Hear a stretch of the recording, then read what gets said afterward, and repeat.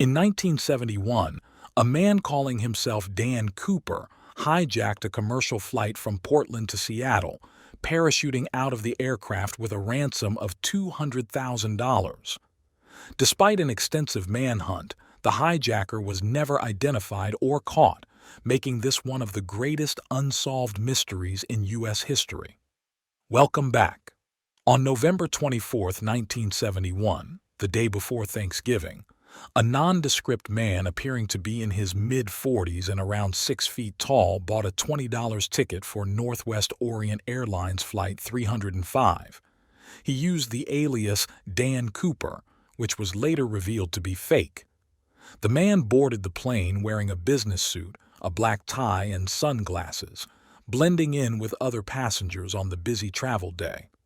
Shortly after takeoff, Cooper handed a note to a flight attendant, Florence Schaffner, claiming he had a bomb in his briefcase.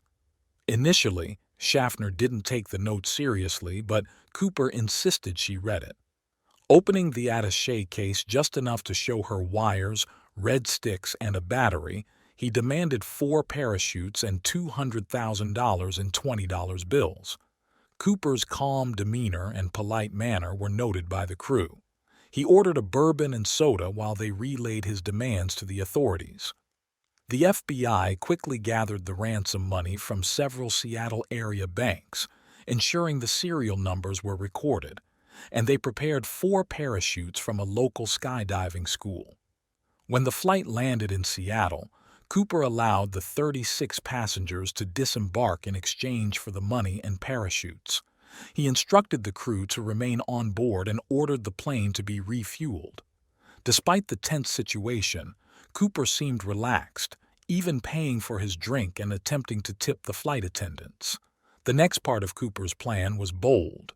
He directed the pilots to fly towards Mexico City at a low altitude of 10,000 feet and a speed of less than 200 knots, with the landing gear down and the wing flaps set at 15 degrees.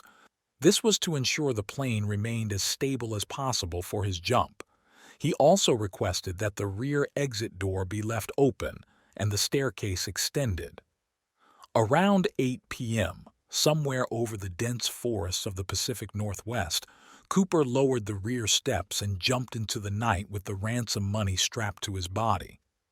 The pilot safely landed the plane in Reno, but Cooper had vanished without a trace. The FBI launched an extensive investigation, code-named NORJAC, short for Northwest Hijacking. They scoured the aircraft for evidence, interviewed hundreds of people, and tracked leads across the nation.